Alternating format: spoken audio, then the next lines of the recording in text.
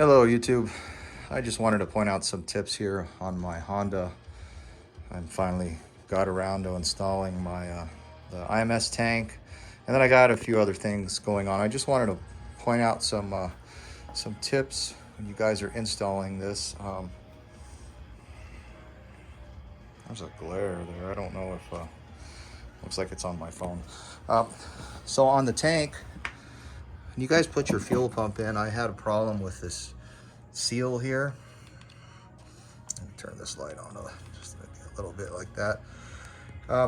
What I found, this just wasn't seating correctly. So what I did, when you're putting this on, put the fuel pump on, because of the O-ring doesn't sit in that recession all the way. There's a recession in there.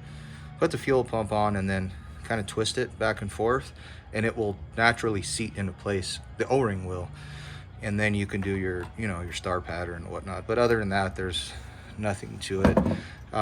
Oops, I'm leaking some gas here. It's all right. I had a little bit of gas in there. Anyways, I wanted to point out some install tips. So I'm doing the IMS tank, and then I got the Flatlands Radiator Guard. So there's a lot going on with this. A lot of things changed with this install, and I also have heated grips. So a lot of stuff changed on here. So I did replace a lot of the OEM zip ties with these. I went and got fresh zip ties, a little beefier. And then the red ones are heat resistant zip ties. So getting close to the radiator here, and I actually need to put a red one on the outside there. Maybe just that one will be enough. Those are heat resistant up to I believe 250. Let's see, 248 Fahrenheit. So that's pretty hot. With this guy idling, it'll get up to close to close to 300, which is not good, obviously, but I did test it out. Excuse me. So routing wise, here's my heated grips, all my wires. Let me see if this light is making it worse or better. Right here is the cluster of the connectors. It was just, this is the place I found where it goes good and where the tank still goes in. On this side, like I said, I replaced the zip ties on. These are glued on, tank mounts. They're glued on, but they have a zip tie just for reassurance. So I replaced those zip ties. And just going through a lot of other OEM zip ties. This right here, I think it's better with the light off. This right here is for the map switch for the ECU. So I just coiled it around to try to keep those wires not in the, staying in 90 degrees, so it has some good strain relief. And then it goes there. The coolant line, this is the way that Honda, this is the way it was. I cut the, there was a plastic clip here that clips here, and I cut that off because I tried to reroute this, and I should have left it on there, but it's fine. And I tried routing it from, let me go to this side, rerouting this coolant line, which is here. This is going to your coolant reservoir. Tried going this way here, staying far away from the exhaust, and it was just, I felt it was just getting too hot, so I didn't feel good about it. So I put it back the way that Honda had it, and they have it like this. And then I'm gonna go down here and I'll show you guys the radiator guards, how they mount. There's one mounting point here. It has some spacers here. I can't remember if these were the OEM ones or if not, but I'll point out some interesting things here on the bottom. Let me go down, move this tank out of the way.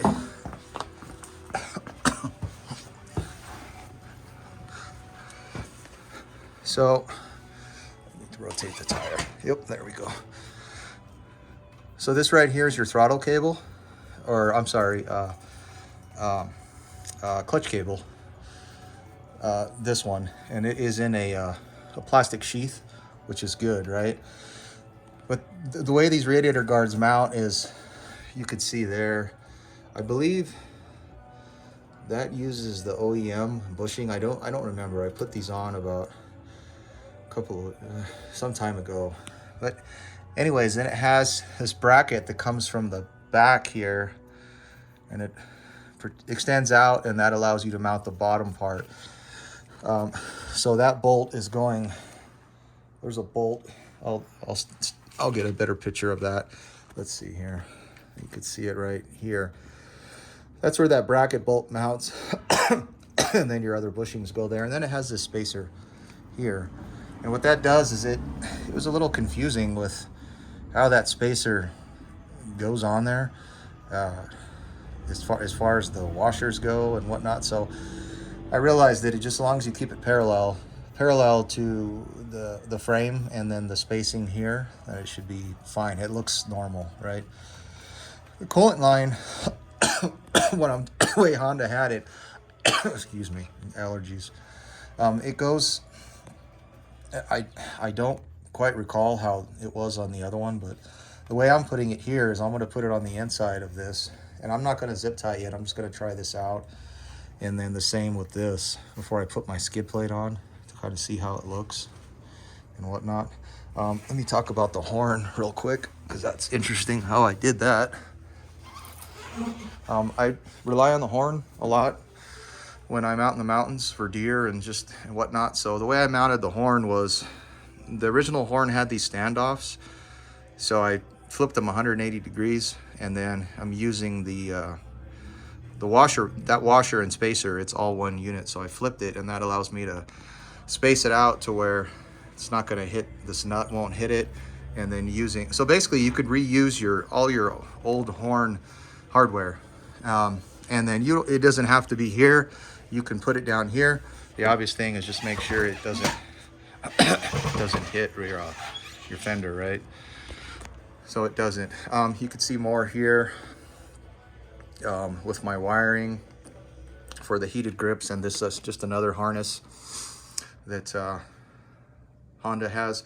Did have to take the reflectors off. I need to torque these. That's why I have that as a reminder.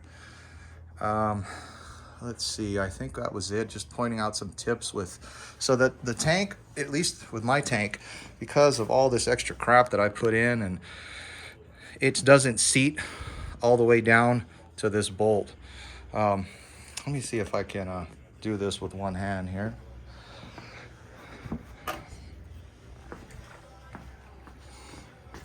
I don't know if I'll be able to do this.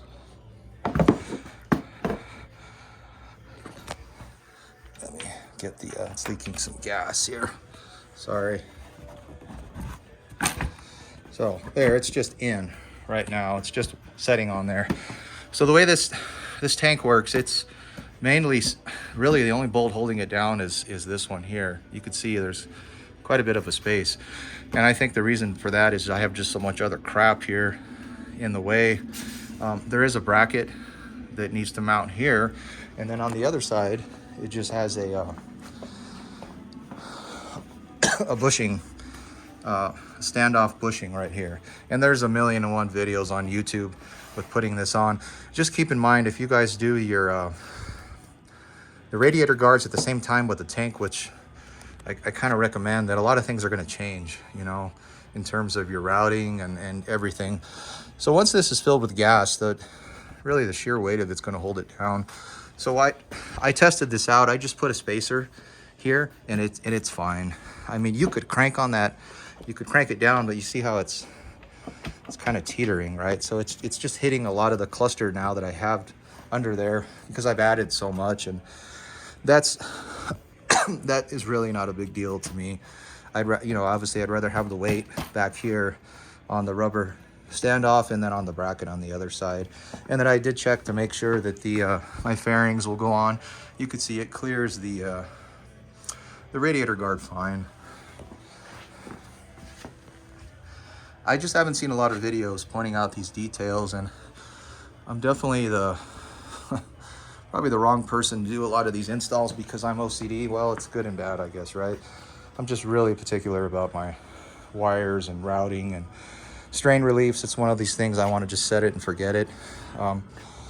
So that was it, guys. If you guys have any questions on this, I'll probably get the tank back on tonight, and then before I put the fairings on, I'm going to ride it, make sure that coolant line's good, and then I'll put the skid plate on, and I have some other upgrades that I'm gonna do on this guy. So let me know if you guys have any questions. I can answer those while I have everything off. All right, take care.